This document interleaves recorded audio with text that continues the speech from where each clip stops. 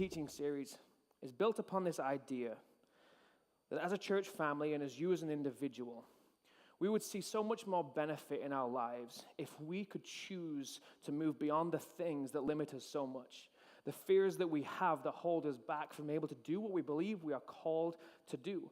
We want to live with no more fear. We don't want to just accept that being afraid of things is the normal. We don't want to put up with it. We don't want to accept it. Instead, we want to see that it is worth facing fear, that all fears are worth facing, and finding the big ones that lock you in and lock you down, they're worth the time and energy to put them to death. Last week, we launched the teaching series with Pete, one of our pastors, starting the conversation with a fear of the unknown and how the unknown can keep us so far back from where we could be going. And that really, honestly, we're not supposed to live out of this fear of not knowing what's next, but knowing that what is next can be good. If you missed that conversation and the opener to the series, you can go to epiphany.com and find it, epiphanystation.com, and under the Watch tab, you can find it. And it puts kind of the skeleton through what we've put this series on, how we've rested it on. Because there's always a core and guiding text of what we believe about what God is calling us to do. And the one for this series comes from 2 Timothy 1:7, which is, God did not give us a spirit that is supposed to be fearful and timid, but we are supposed to be able to live with power, love, and self-discipline. And through that, we're given the ability to face down our fears, to talk about them, to be open about them, to say that they exist, and then to deal with them.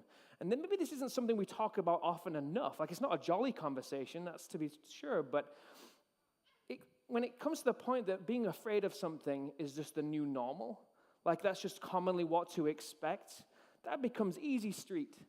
But we believe that it's not worth living your life that way. And so that's why we're going to have a conversation today about a specific, very unique type of fear, which is our fear of confrontation. Now, the fear of confrontation comes from the belief that if we were to step into open conflict over any issue with any person, it wouldn't be worth it.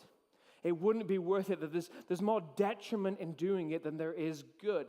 Now, I believe that conflict can be good. I love a bit of confrontation, but we've spent our entire lives trying to find ways not to do it. It doesn't matter if it's for a good thing or a bad thing.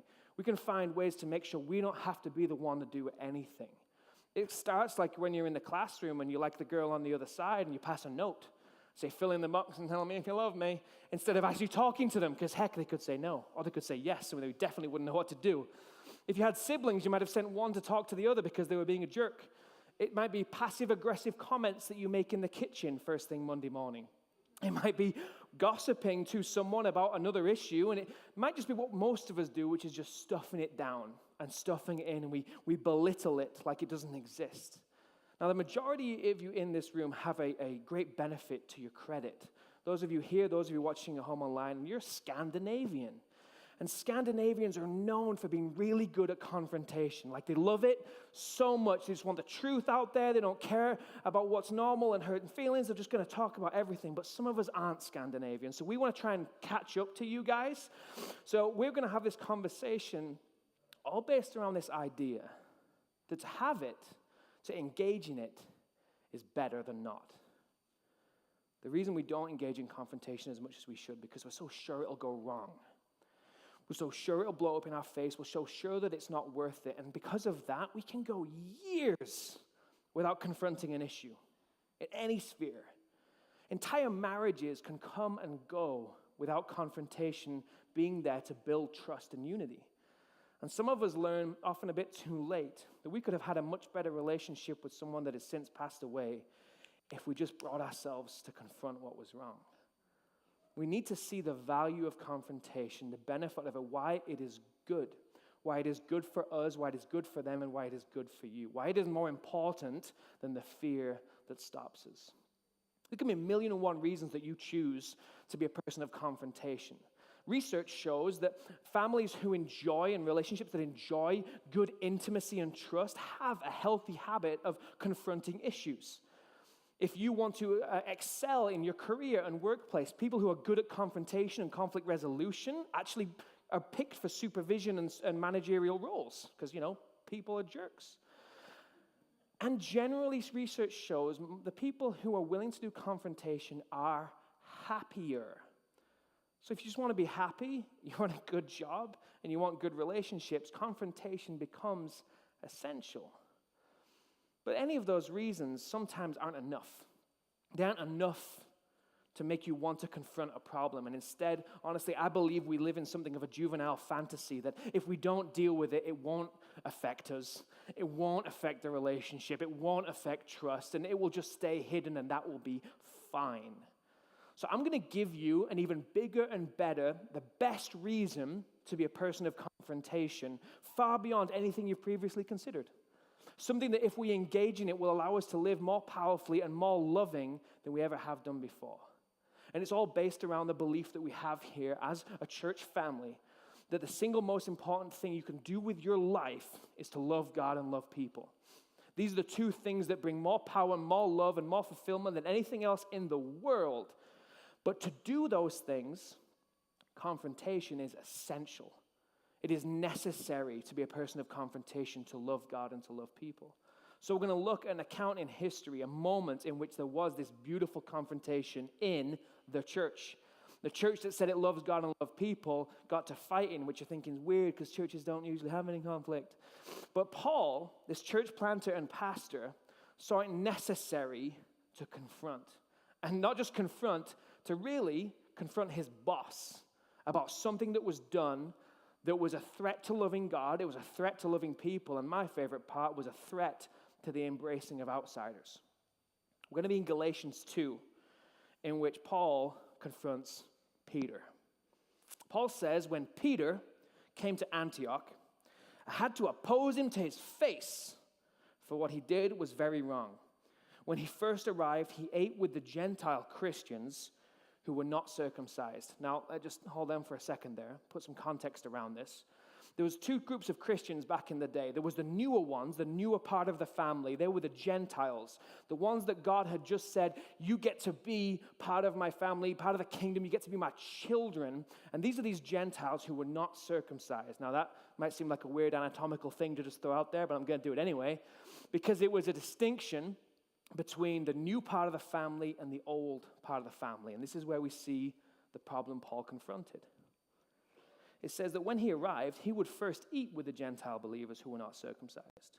But afterward, when some friends of James, Jesus' little brother James, came, Peter wouldn't eat with the Gentiles anymore.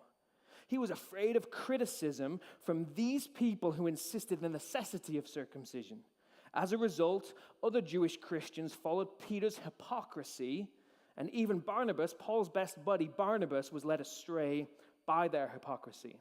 When I saw that they were not following the truth of the gospel message, I said to Peter in front of all the others, and that's all you need to know. Oh, go on, rip him a new one.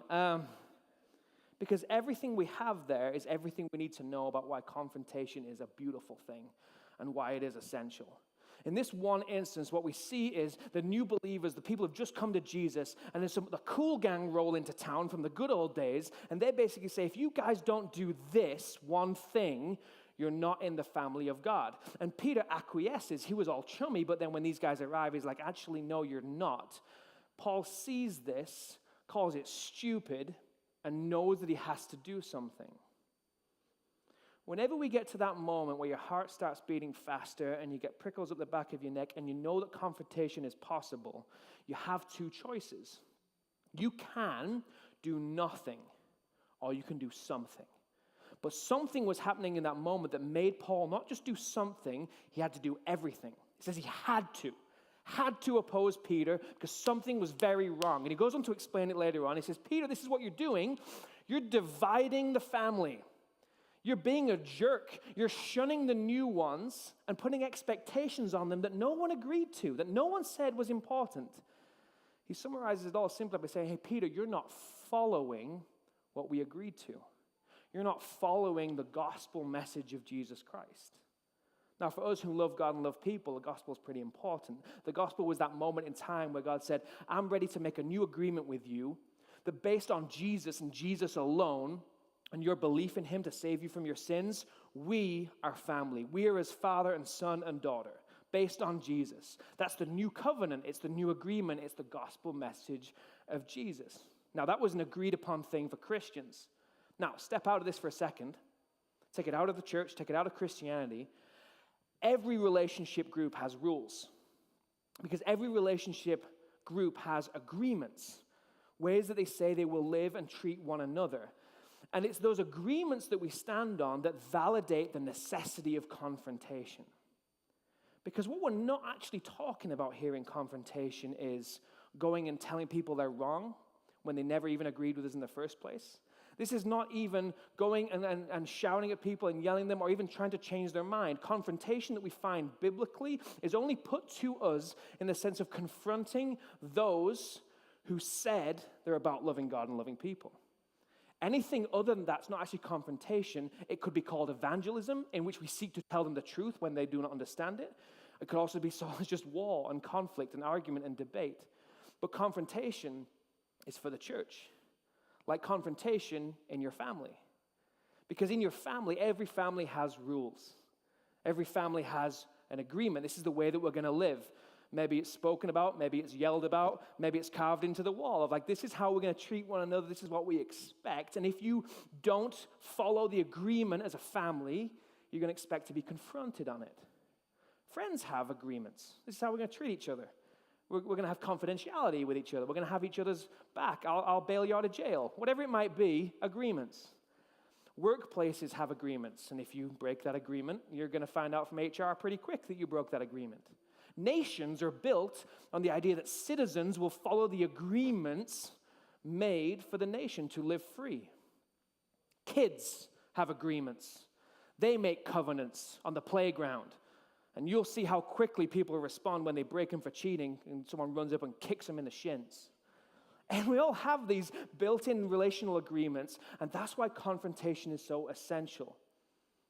Because when someone chooses to agree to something and then says, no, or I'm going to say I agree but not live, we're gifted confrontation.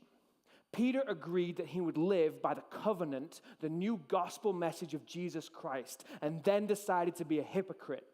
Jesus said, we're not going to live by man-made rites and rituals. We're not going to talk about circumcision being essential. It's Jesus and Jesus alone. And Peter said, no. And Paul said, stop it. You're being a hypocrite. You're treating other people as second-class citizens of heaven. For what? A bit of skin on their penis. That's the reason that you're going to treat them that way. Peter, that's insane. Peter, you were the first one to get a vision from God that Gentiles could be made part of the family. You were the first one to go and offer Jesus to Gentiles. You were the man. And now, out of fear, because the old crowd rolls into town, you shun them and say they're not part of the family.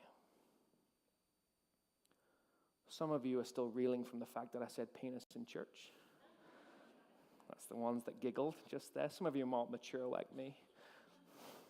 And that's funny, let's be honest. What's not funny is just how much we see this common practice in the church of treating others like second-class citizens of heaven. These days, it's not about what skin they do and don't have on their body, but it is often the color of their skin. We often do treat people as second-class members of the church, maybe because they were born a woman, maybe because they're still a child. We maybe treat other churches like they're not as good as us because of the building they meet in, or the songs that they choose to sing, or the way and the form of worship that they hold to, or the Bible that they read. You see, there's all these different ways that this injustice of hypocrisy in the church still flourishes to this day. That we call ourselves followers of Jesus and then in an instant stop following, because in that moment we say, I'm following him better than you're following him. And if you don't follow him like I'm following, you're not even a follower. Jesus didn't say, hey, go be the church and teach people how to follow. He already taught us how to do that. But in the first few years, 17 years after the church was established, we already see a line being driven into the sand.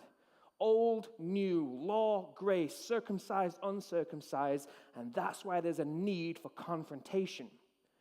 Because it's wrong, it's very wrong, and it has to be dealt with. We think often, well, a good church, like a good marriage, like a good family, like a good workplace won't have confrontation. There's no need for it. Me and my boyfriend, we don't yell at each other. Well, that's good for you. But if you're going to stick to anything good that you agree upon, Someone has to be willing to not be afraid of confrontation. Because here's the truth about the human condition. We will always trend to what is not good. We will. You already know in your lifetime that what is good and beautiful and perfect and right does not tend to idly float to the surface.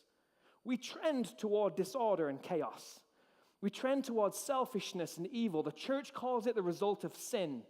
Scientists call it the slow slide towards entropy. Social commentators will call it the collapse of civilization. All saying the same thing. Humans left to their own devices, relationships, churches, organizations left to their own with no confrontation will always go towards what is unhealthy.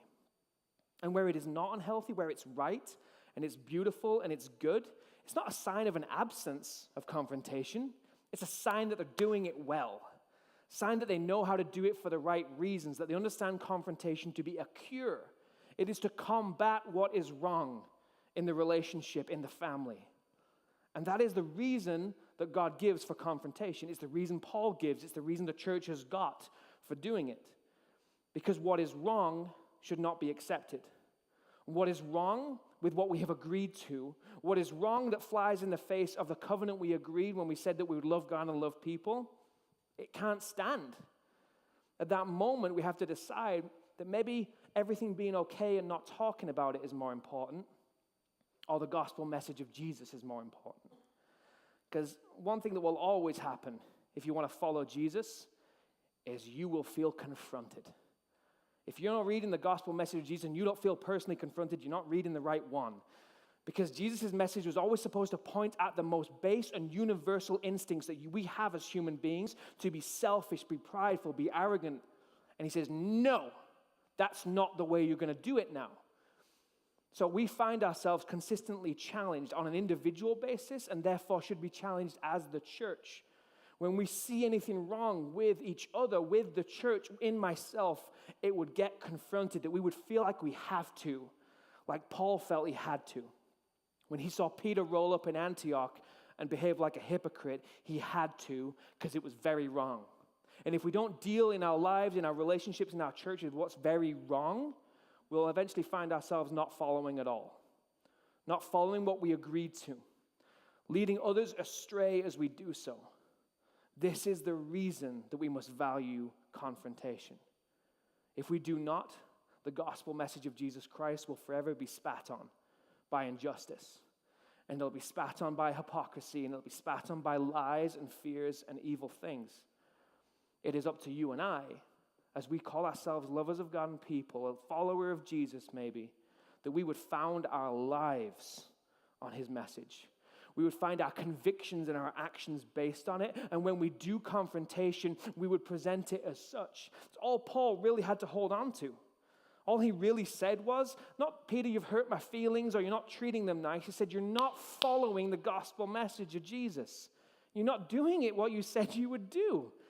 So he finds himself being willing to stand up straight and confront everyone and say it's not right. Now that was Paul's moment. And Paul had a few moments because Paul was the bomb.com. Because Paul was so awesome, we can read that and think, well, I'm not Paul.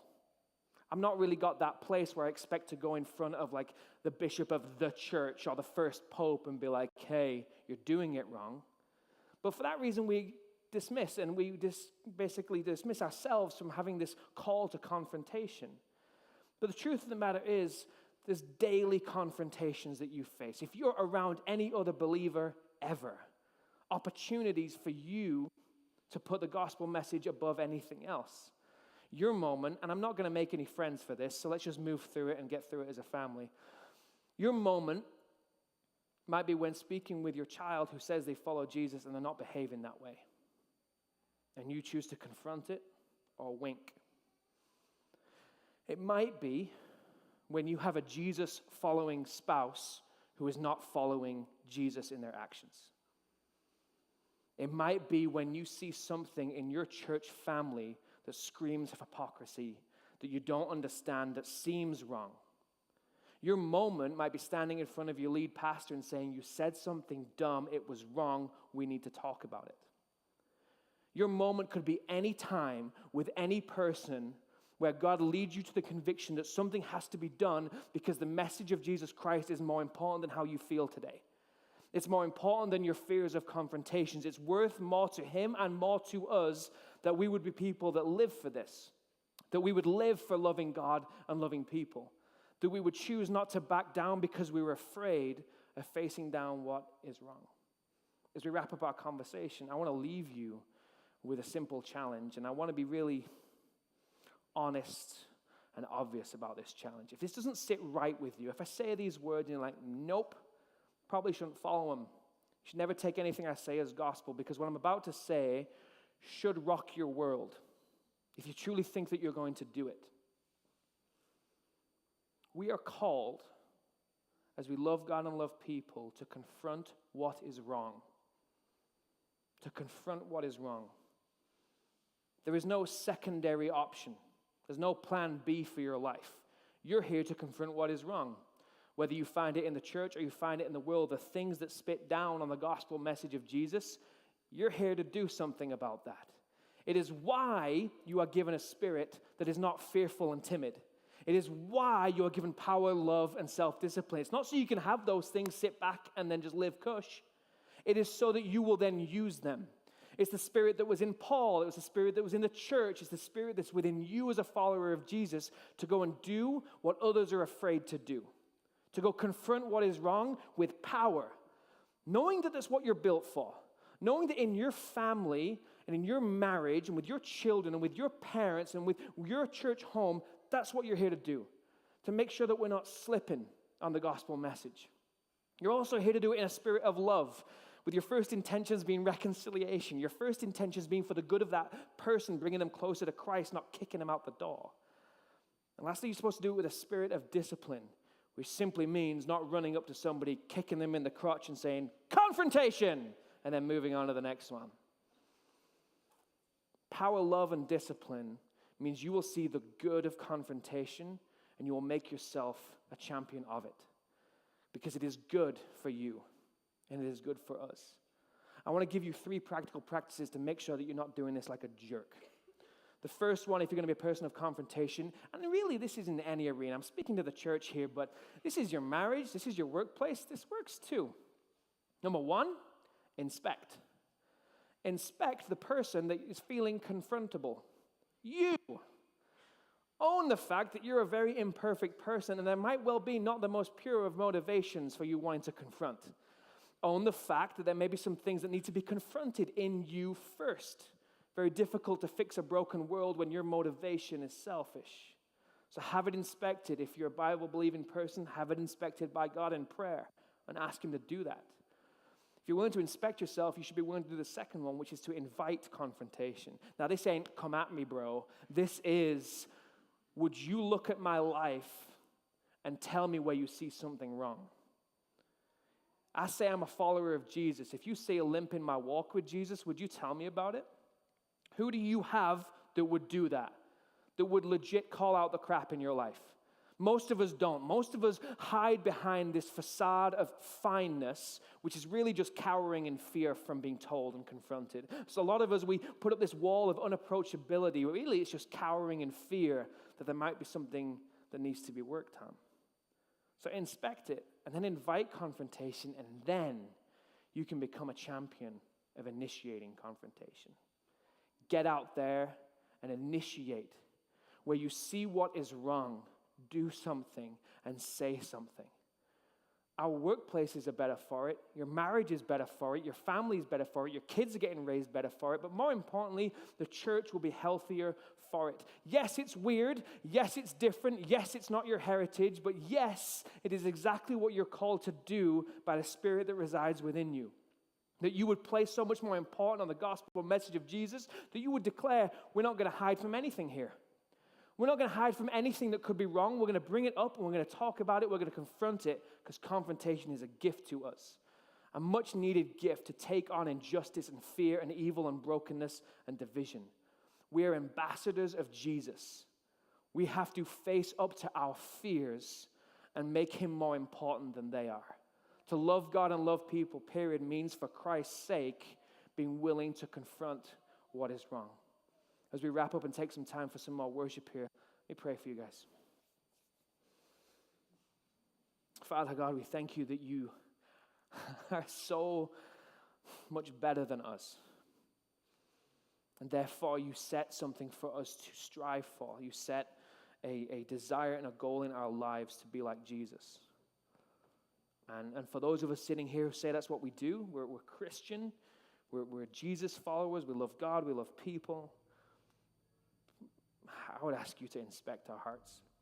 I would ask you that you wouldn't allow us just to wander out of here without feeling some realization that something is to be worked on by you. That we have things in which we spit on the gospel. And that we would seek to have those corrected and changed by you. God, I ask for some accountability in our lives. That names would start to come to us of people that we could trust. That would tell us what's wrong when it's wrong for the right reasons. And that we would be willing to say and speak up and stand up when we see things that aren't right. God, help us not to live in fear of confrontation. Help us to see the beauty and the unity that can come from it. And help that to be who we are. In Jesus' name we ask. Amen.